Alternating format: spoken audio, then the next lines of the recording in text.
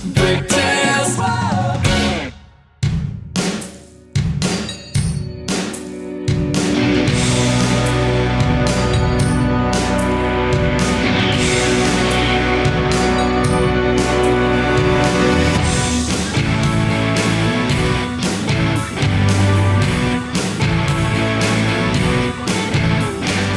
Hey, welcome to the BrickTales video review of the Ariel Rider Grizzly electric bicycle. Stay tuned. We'll bring you unboxing, assembly, review and impressions, and tips and tricks, such as how do you unlock that speed limiter and turn on the lights.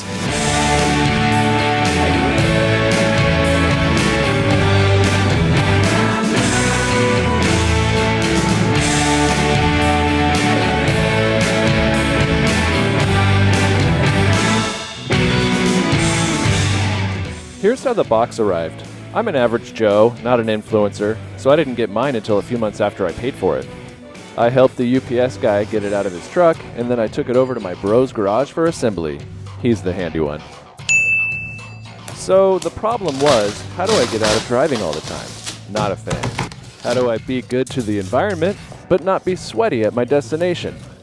My previous e-bike couldn't go faster than 5 miles per hour on a steep hill. And it felt like I was rearranging my spine on the slightest bump. Also, the range was only about 20 miles when I went top speed, which was only about 20 miles an hour. It's hard not to want to pull that throttle all the way when you're on an e-bike. Enter the Ariel Rider Grizzly. This thing has dual suspension, a 1000-watt hub motor in the back and the front wheel, and 2 battery packs with 2 separate chargers. It also comes with an LED light in the front and a rear light built into the rear battery. And don't forget the fenders, more on that later.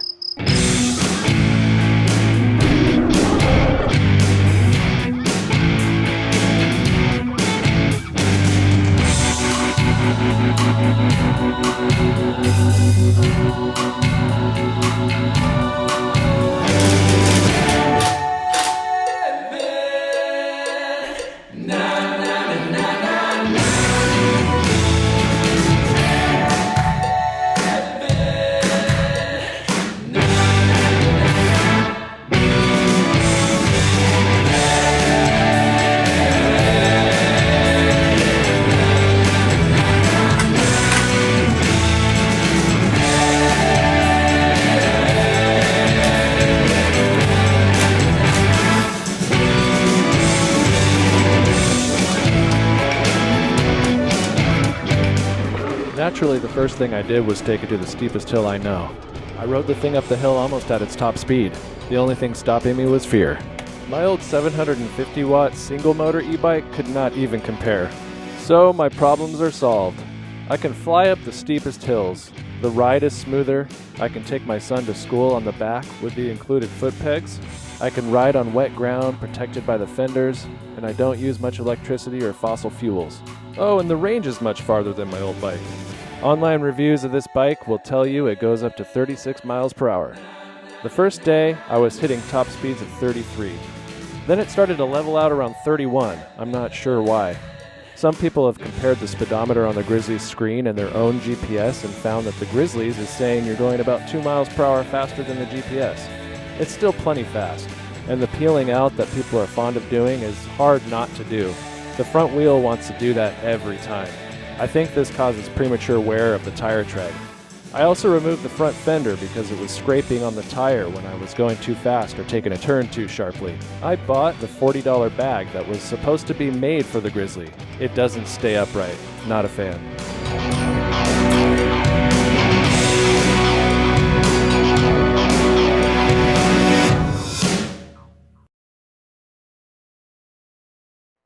Okay, here's the bag I bought. Flimsy, hate it. Here's the bell. Turn the front battery on, turn the back battery on, turn the power on by pressing and holding.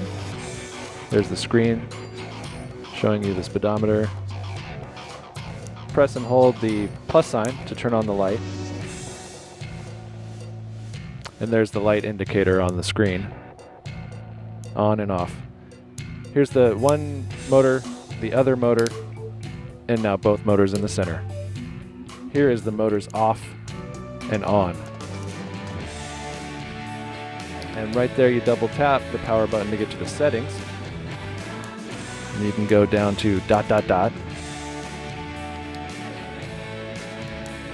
and then go into factory setting, and then do factory restore, and that's going to take your speed limiter off, so you go from 20 miles an hour to about 30. Also, you can go back into settings, change the battery indicator to %, and then you'll see the percentage of the battery when you're in the screen. The throttle goes from nothing to full power pretty rapidly, so you have to kind of find that balance where you can go slower with less power. There's also a shifter, so you have gears 1 through 7, which actually helps. You can actually ride this bike without any power.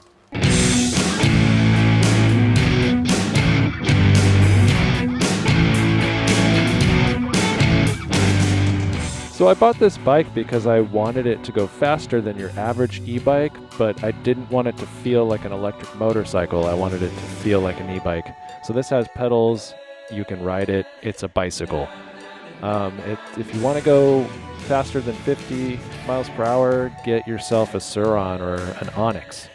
But this one's, you know, more of an e-bike than those, and I'm happy with it. So thanks for watching. Bye.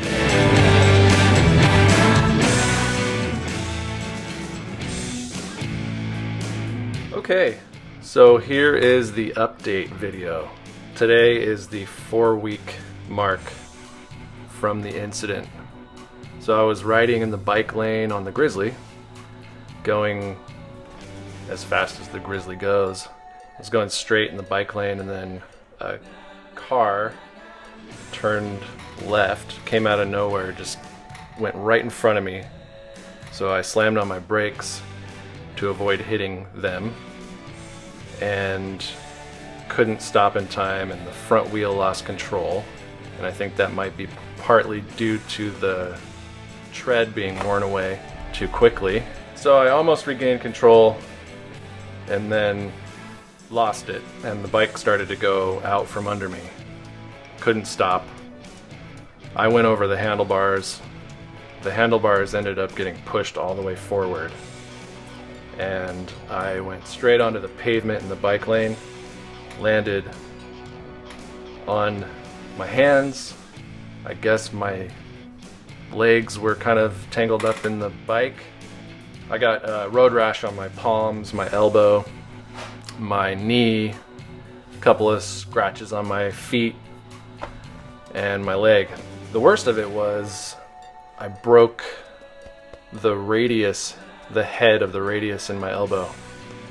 And 4 weeks later, getting my range of motion back pretty good, but it's like co-pays at the ortho specialist are $40 a pop. I've seen him 3 times, and then the physical therapist wants me to go twice a week for who knows how long, and that's $25 a pop, so it adds up. Other than that, I'm glad that I'm okay.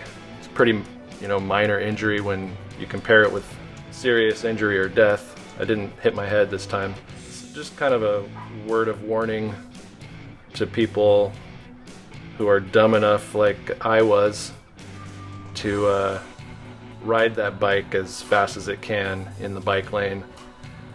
You can't control other people, and so unfortunately someone decided to kind of rush ahead of me to make their turn, like that was more important than my life. So they caused an accident, and I got injured. So I just wanted to talk about that, kind of the update. The bike is great. It got a couple of scratches on it. Now I can see if the touch-up paint is in fact still fluid or if it's dried out, and try to use that when I feel up to riding it again. I might set the speed limiter back to the correct speed of 20 miles max. Probably won't have my son ride on the back of it, because I can only imagine what that would have been like if he was on it when this happened. So anyway, thanks for watching. Enjoy.